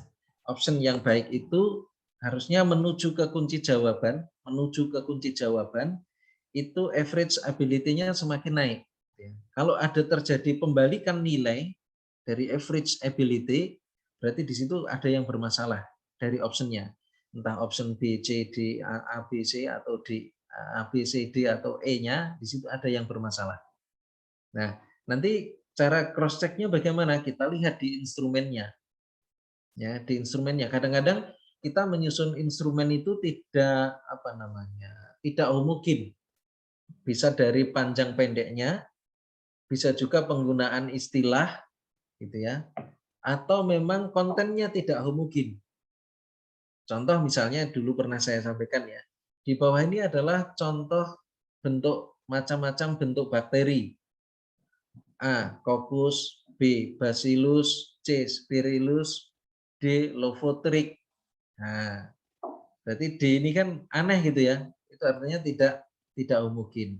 Atau mungkin bisa juga dari panjang pendeknya. Nah, kalau di dulu di mata pelajaran PPKN atau mata kuliah PPKN kan kadang kunci jawabannya yang paling panjang atau kunci jawabannya yang paling pendek. Nah, itu artinya apa? Tidak homogen dan itu tidak boleh. Atau penggunaan istilah yang tidak homogen. Yang lainnya pakai bahasa Indonesia, ada muncul satu istilah pakai bahasa Inggris misalnya. Atau sebaliknya, yang lainnya pakai bahasa Inggris, ini pakai bahasa Indonesia. Nah, seperti itu. Jadi bisa dicek kembali rumusan pada option di sebuah item yang di situ bermasalah. Ya, oleh oleh WinStep itu akan ditandai dengan tanda bintang ya. Artinya di situ ada masalah dengan option-option yang ada di item itu ya. Jadi yang baik semakin menuju ke kunci jawaban itu average ability-nya semakin naik gitu ya. Kalau ada pembalikan nilai berarti di situ ada masalah gitu ya. Bisa di cross check Mbak Rama dengan hasil analisis dengan teori tes klasiknya, misalnya untuk item nomor 10, hasil analisis distraktornya seperti apa? Baik, Kak.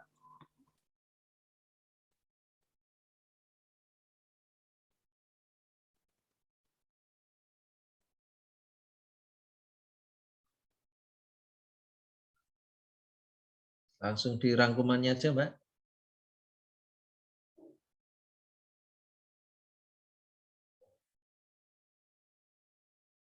Ya, soal nomor 10.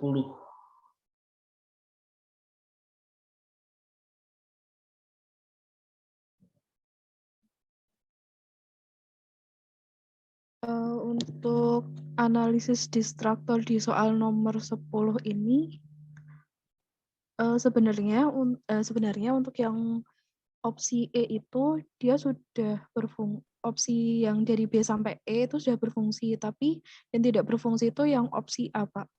Nah, Dia hanya ya kan? sebesar 3%. Ya, ada yang bermasalah di situ ya. Ya, tadi sebetulnya dari tabel yang di analisis Winstead tadi juga sudah terlihat sebetulnya. Prosentasenya kan sudah muncul. Ya. Hanya kadang-kadang di dalam menentukan ini berfungsi dengan baik atau tidak, nah itu kita perlu mencari referensi yang yang relevan. Ya. Coba sekali lagi tampilkan yang tadi Mbak, yang hasil analisis distraktor yang hasil Winstep. Syukur bisa diperlihatkan dua sisi ini dengan hasil di di notepad tadi, notepad output dari Winstep.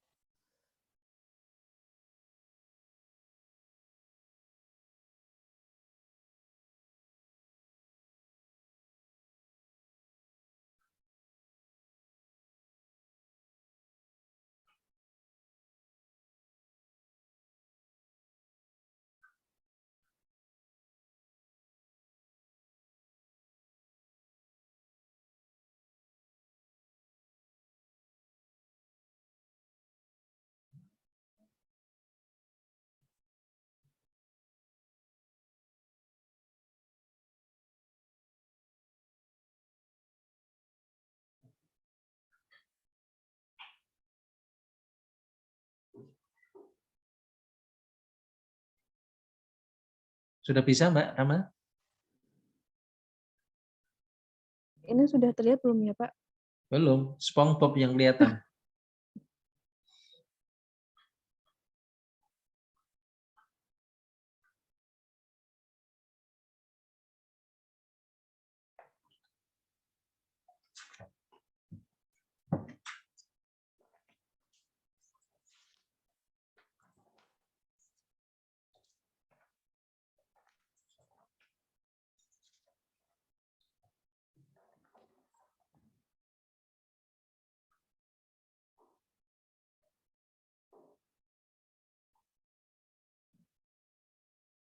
Ini sudah terlihat belum ya Pak?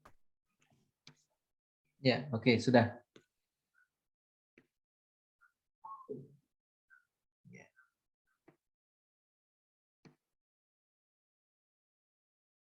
Ya.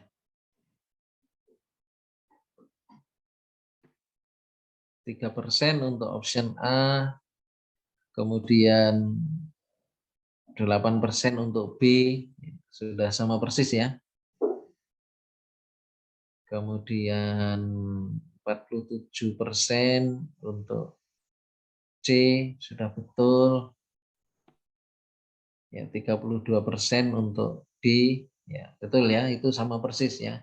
Persentasenya kan di situ sudah ada itu di sebelah di tabel sebelah kirinya average ability. Nah, itu adalah persentasenya. Kemudian data count itu artinya yang memilih option itu ada berapa orang. Gitu ya. Jadi itu urutannya B itu artinya dipilih oleh 6 orang, ya, persentasenya ada 8%. Option D dipilih oleh 23, persentasenya 32% dan seterusnya, gitu ya. Tetapi kita tidak bisa hanya menentukan, kalau di tes klasik itu kan maksimal kita hanya bisa melihat dari berapa persentasenya, teman-teman. Nah, kan ini salah satu kelebihannya juga dari RAS model ini. Kita bukan hanya melihat persentasenya, kalau melihat persentasenya ada di sebelah kiri dari kolom average ability itu. Tetapi ketidakberfungsian dari distraktor itu bisa terdeteksi dari adanya urutan average ability yang tidak stabil, gitu ya. Harusnya kalau naik terus, gitu ya. Nah, kalau ada terjadi pembalikan, nah berarti di situ ada masalah dengan distraktornya. Oke, ini salah satu kelebihan kita dengan menggunakan analisis ini. Soal nomor 1 juga begitu. Soal nomor 1 itu persentasenya sudah terlihat ya. Yang menjawab A ada 3 orang, yang menjawab B ada 9 orang, dan seterusnya gitu ya. Nah, di situ yang terdeteksi menurut hasil analisisnya Mbak Rama itu option A ya. Karena prosentasenya hanya 4%. Dan di sana sudah ada tanda bintang bahwa keseluruhan dari option itu atau distraktor itu ada yang tidak berfungsi gitu ya. Oke, terima kasih Mbak Rama. Ada hal lain lagi yang ingin dilaporkan dari hasil analisisnya?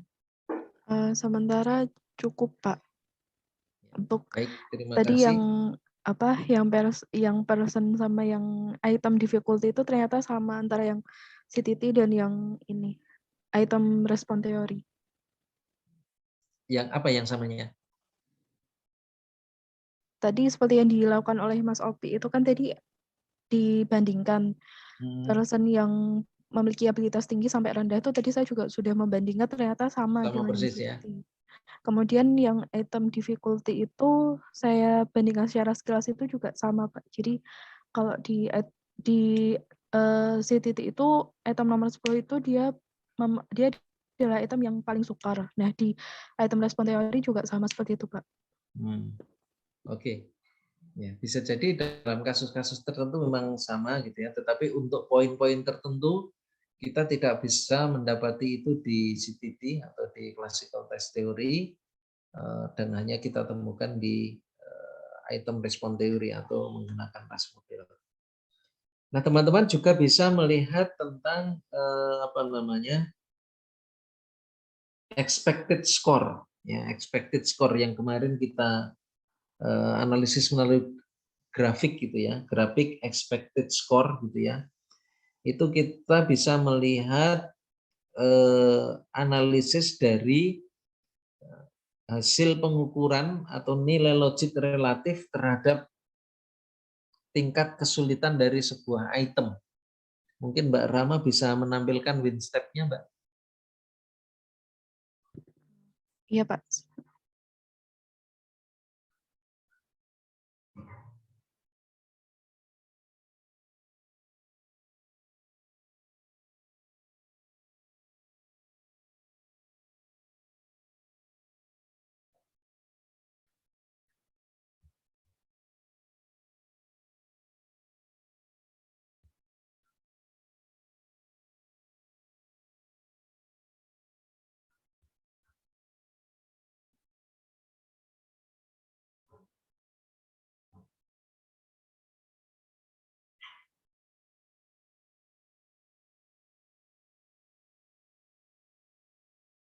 Untuk win step-nya berarti yang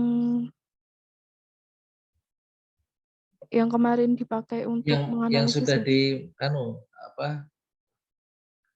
yang sudah siap analisis.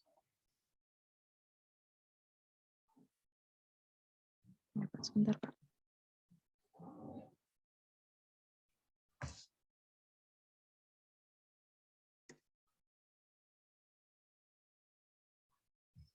Oh ya, saya mengingatkan teman-teman untuk presensi OCW-nya jangan sampai lupa.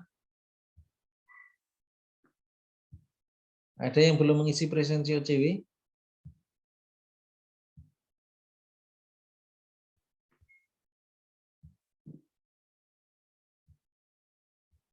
Masih ada 2 orang ini, Mbak Faka dan Mbak Anis Satu Zahro.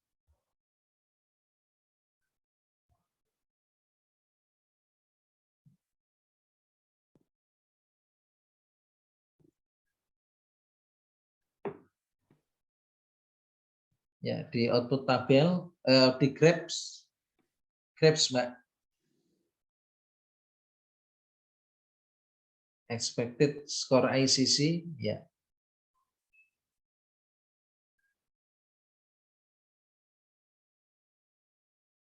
Oh, ini share screen-nya keliru sepertinya.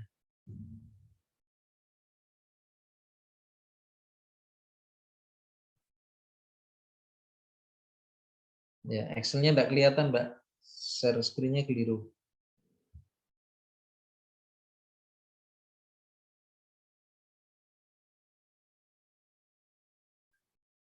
Oke, nah itu ya.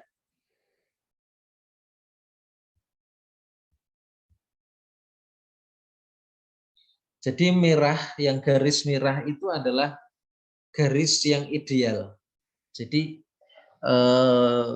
kondisi ideal itu digambarkan pada grafik yang berwarna merah ya, garis yang berwarna merah. Jadi itu yang berwarna merah itu adalah garis yang ideal. Sedangkan data realnya itu yang berwarna biru. Jadi yang berwarna biru itu adalah kondisi datanya.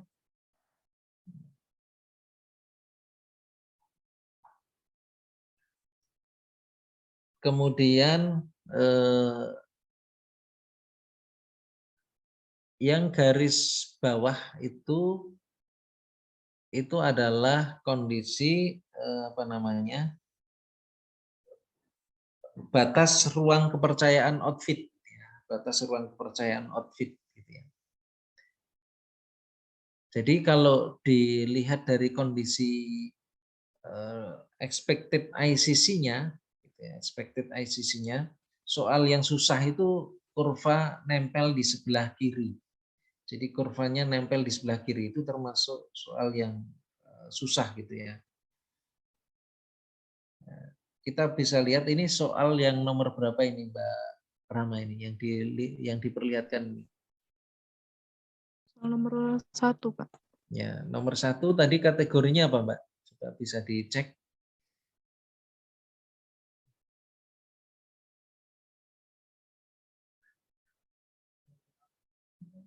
Di apa namanya?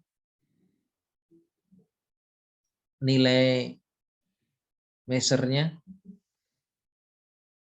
Measure-nya kalau di item measure ini 1,8, Pak. Soal nomor 1 ya, itu kan termasuk soal yang susah ya. Soal yang sulit. Jadi grafik yang berwarna biru kalau nempel di sebelah kiri itu artinya soal yang susah ya, termasuk kategori soal yang susah.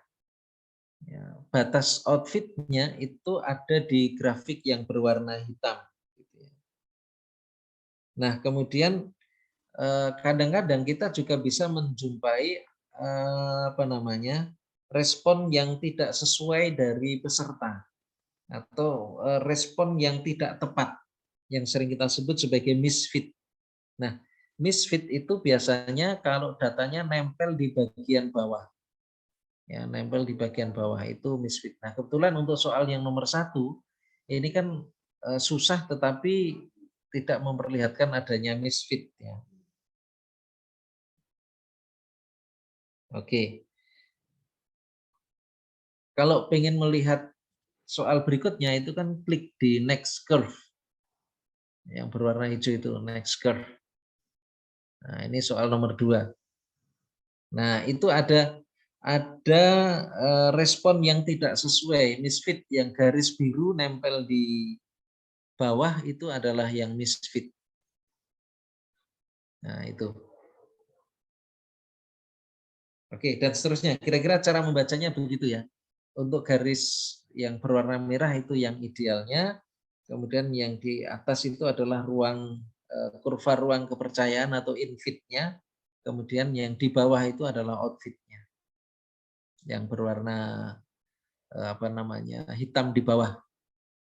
Jadi data realnya itu berwarna biru, batas ruang infitnya atau kurva ruang infitnya itu warna hitam di atas, ruang outfitnya, garis yang hitam ada di bawah. Nah, data realnya itu ada di warna biru, ya, titik-titik warna biru itu.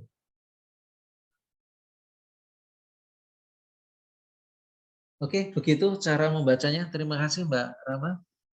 Baik, Pak, sama-sama. Nanti teman-teman yang lain bisa mencoba juga ya, sampai di situ expected ICC.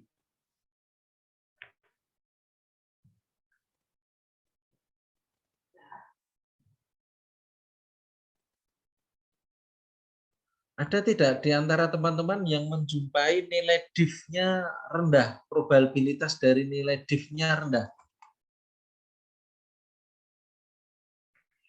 Jadi soal itu dikatakan bias, itu kalau nilai probability dari hasil analisis diff-nya itu di bawah 0,05. atau di bawah 5%. Ada enggak yang jauh di bawah 0,05? Ada?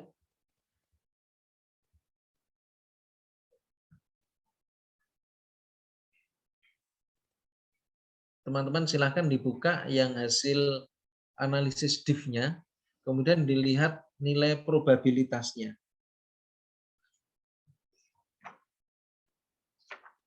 Ada enggak yang nilainya jauh di bawah 0,05?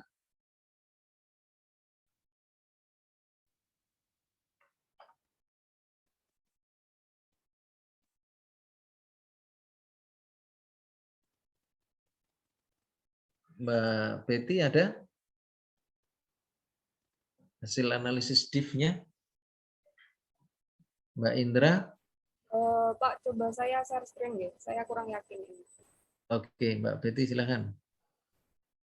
Nanti dikonfirmasi dengan tampilan visualnya, visual grafiknya juga ya. Oke.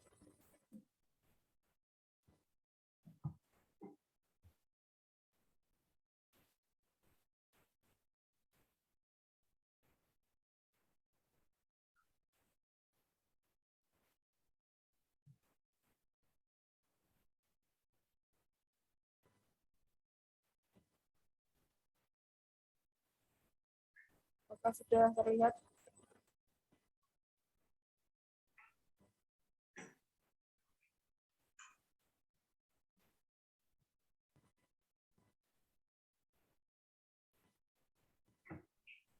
Namun terlihat, Pak?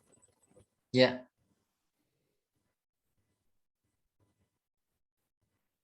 Ya, bisa diperlihatkan tabelnya, Mbak.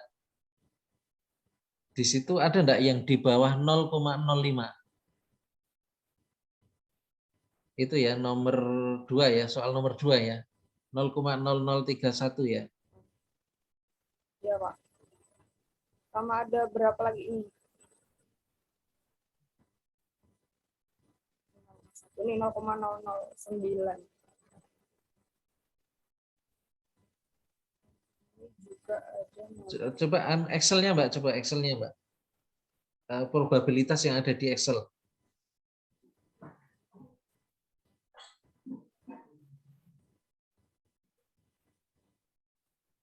Apakah terlihat ini? Oke ya, kelihatan. Coba di apa namanya? Di worksheet. Kan di bawah itu ada sheet, ada div size, ada div value, div average.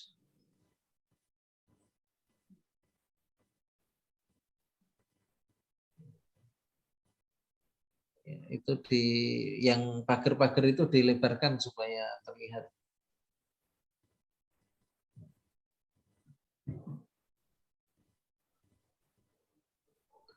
Oke, kalau dari tampilan visualnya yang grafik tadi, ya, itu yang termasuk soal paling sulit, soal yang mana, Mbak Tadi Betty? nomor yang 43 kalau nggak salah. Iya, 43. Itu posisi grafiknya paling tinggi ya. Oke, kalau itu dari tingkat kesulitannya, posisi grafiknya ada di mana gitu ya. Kalau yang paling mudah ada di deret bawah itu ya. Ada soal nomor berapa itu? 7, 9, 13, 17 ya, kalau tidak salah ya. Soalnya kecil banget itu. 21, Ya. 25. Oke.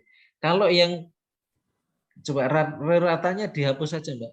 Grafik yang warna hijau itu detail aja. Ya, del. Nah, kalau secara visual mana yang berpotensi bias?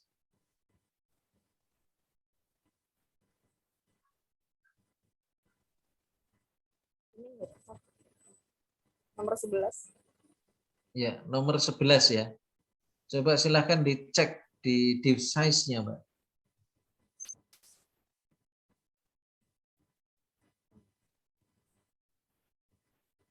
Ya. Itu terlihat mencolok ya. Kalau div value-nya ya. Ternyata ini lebih dari T-value-nya lebih kelihatan lebih lebar pada soal yang sebelah kanan itu nomor berapa itu ya? Nomor 35. 35 itu dari T-value-nya. Nah, teman-teman bisa bandingkan itu ya. Bisa dari div measure, div size, div T-value gitu ya. Kemudian dari div average ya. Ternyata yang paling lebar ada di 35 ya. Di worksheet dicek nomor 35 yang mana? Soal nomor 35.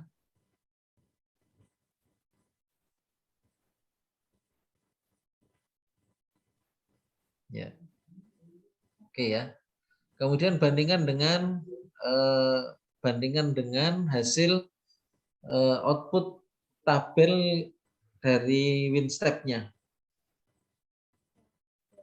Tabel 30 ya. Tabel 30.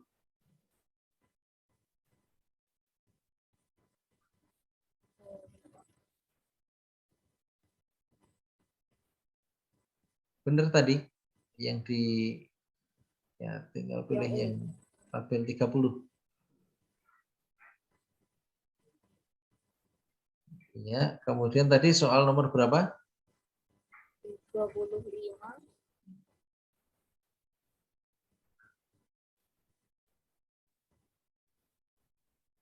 Ya, itu yang 0,014 ya. Coba tarik ke atas itu kolom apa itu 0,014. Ya, probabilitasnya. Jadi dari nilai probabilitas yang itu ya, bukan yang kanan ya, bukan yang Hensel ya. Pakai Weld. Itu kan jauh di bawah 0,05. Coba ada lagi yang di bawah 0,05?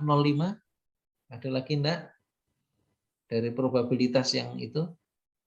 Wells probability. Ini ada 0,04. Ya, itu sedikit di bawah 0,05. Yang jauh lagi di bawah 0,05. Ada sepertinya, Pak. Ada ya. Itu nomor 3 itu juga di bawah 0,05. Oh, iya. Itu sudah potensi bias. Nah, sekarang dicek di soalnya, Mbak. Di butir soalnya seperti apa? Soal nomor 35, soal nomor 3.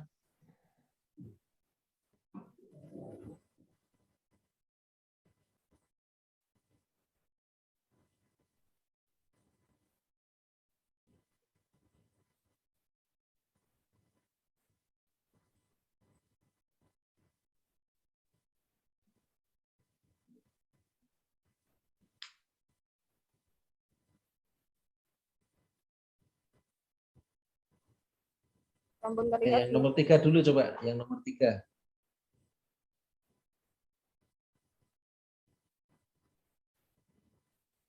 Ini kan nomor 1, nomor 2 yang kelihatan. Nomor 3. Wah, ini reaksi apa itu? Enzim katalase ya. Oke, yang nomor 35.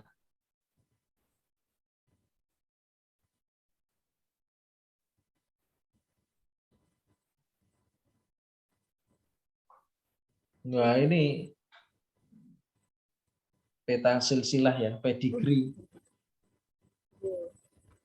Nah, ini ternyata seperti ini bisa membingungkan laki-laki dengan perempuan. Biasanya yang lebih mudah bingung yang laki-laki apa yang perempuan kalau membaca pedigree seperti ini.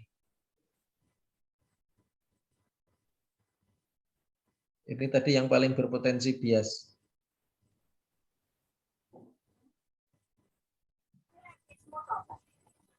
Ya. Mungkin karena itu yang diarsir sama dengan buta warna harusnya tidak dengan kata-kata ya, itu harusnya dengan simbol juga ya. Apakah kotak arsir ataukah bulatan arsir gitu ya. Ya, ini ternyata membingungkan. Biasanya yang lebih mudah bingung untuk melihat seperti ini yang laki-laki atau yang perempuan? Laki-laki. Eh? Laki-laki, Pak, kalau menurut saya. Kenapa? Karena bingung sih, pengalaman siswa saya juga kalau yang laki-laki itu sulit Pak ngelihat bulat. Kadang tuh mereka mudah terdistraksi, kayak misalnya kadang merasakan di situ kan keterangannya bulat wanita. Nanti mereka terdistraksi kalau bulat tuh pria, kayak gitu Pak. Itu ya. Ya, ini saya hanya ingin menunjukkan bagaimana kita mencoba menganalisis masuk sampai pada item gitu ya. Pada butir-butir mana yang berpotensi bias gitu ya. Nah, ini ternyata terdeteksi soal seperti ini potensi bias. Mungkin cara berpikir laki-laki dengan cara berpikir perempuan itu berbeda ya. Kalau laki-laki itu biasanya lebih mudah konsentrasi untuk satu hal. Tapi kalau perempuan itu bisa konsentrasi ke banyak hal. Ya, makanya dalam kondisi tertentu itu bagi perempuan itu kadang-kadang kan begitu, dia itu pengen mengerjakan sesuatu di saat dia sedang mengerjakan yang lain gitu. Itu bisa terjadi. Kalau di jalan itu kan ratingnya kiri beloknya kanan atau sebaliknya, ratingnya kanan beloknya kiri ya, itu kan sering terjadi pada ibu-ibu. Ya, tapi kalau laki-laki enggak, karena dia konsentrasi mengendara itu hampir tidak terjadi. Kalau rating kiri ya belok kiri, rating kanan belok kanan. Karena dia konsentrasi mengendara. Tapi kalau ibu-ibu pada saat mengendara dia mikirkan, tadi anak saya belum makan, tadi kompornya belum dimatikan gitu ya. Sehingga ratingnya kiri beloknya kanan. Nah, seperti ini mungkin karakter soal ini bisa dianalogikan sampai di situ. Oke, itu salah satu kita di analisis ini. Ada yang mau ditanyakan teman-teman? Sementara cukup dulu ini di share-nya, atau ada yang mau ditampilkan lagi yang lain, Mbak Betty?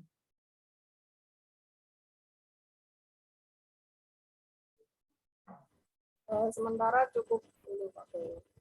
Ya, baik. Terima kasih teman-teman. Barangkali ada yang mau ditanyakan lagi? Bapak, saya mohon izin bertanya. Ya, silakan kita.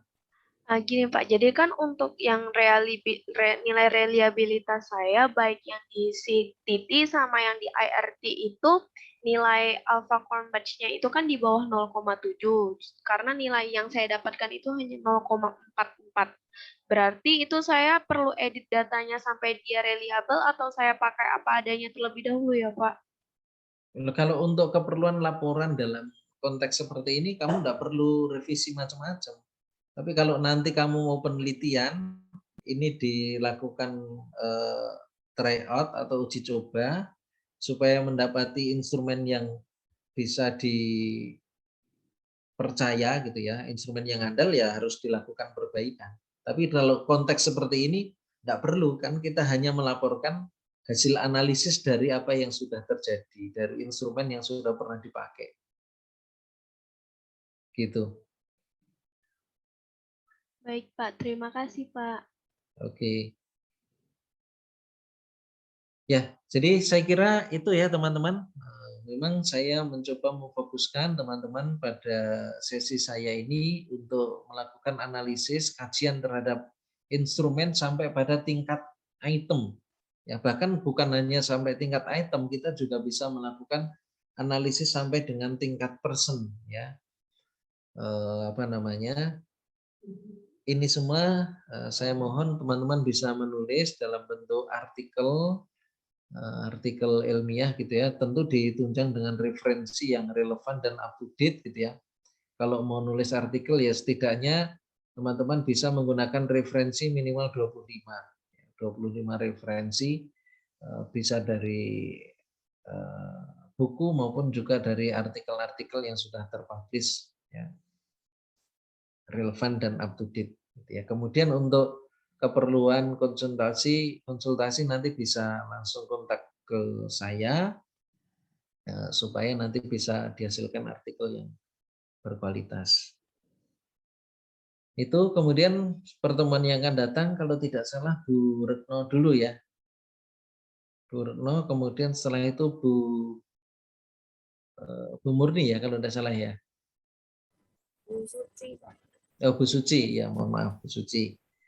Nah kemudian apa namanya, untuk mata kuliah pengembangan media dan sumber belajar ya kita belum mendapati gantinya. Kalau hari Rabu jam 10 bisa enggak ya teman-teman?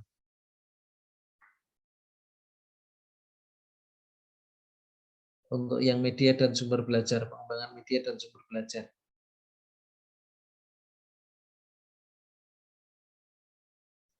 Berarti kan 2 Kamis kita sudah belum, tambah 1 Jumat yang dulu, yang pas disnatalis itu.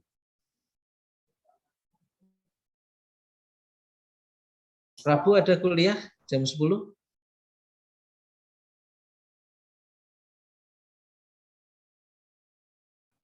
Tidak ada.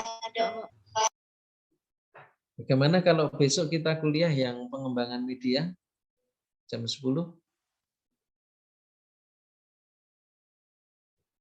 Bisa ya, nanti linknya saya infokan belakangan.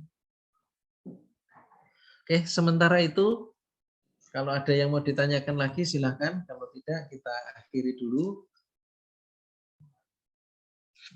Selamat mencoba menulis artikel, submit gitu ya, supaya tahu rasanya bagaimana berkorespondensi dengan pihak ketiga.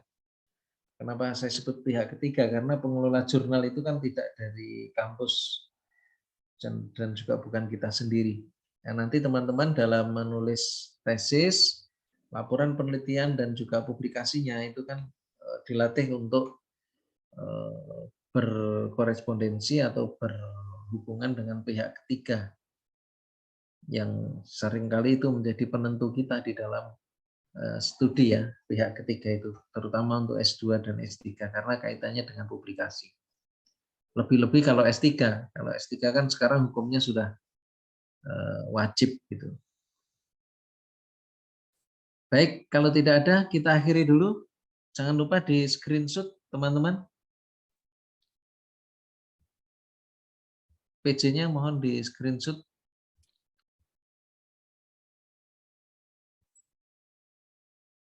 Bukan yang di screenshot PJ-nya ya.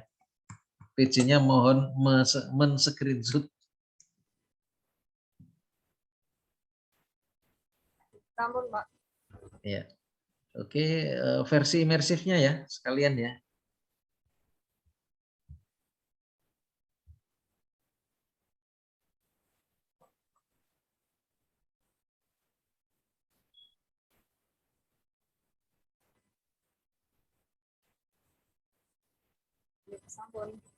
Oke. Ya, saya tunggu kirimannya. Terima kasih teman-teman. Sukses selalu. Jaga kesehatan dan jaga stamina untuk belajar ya. Kita akhiri. Assalamualaikum warahmatullahi wabarakatuh. Waalaikumsalam warahmatullahi wabarakatuh. Terima kasih, Pak. Sama-sama kita akhiri.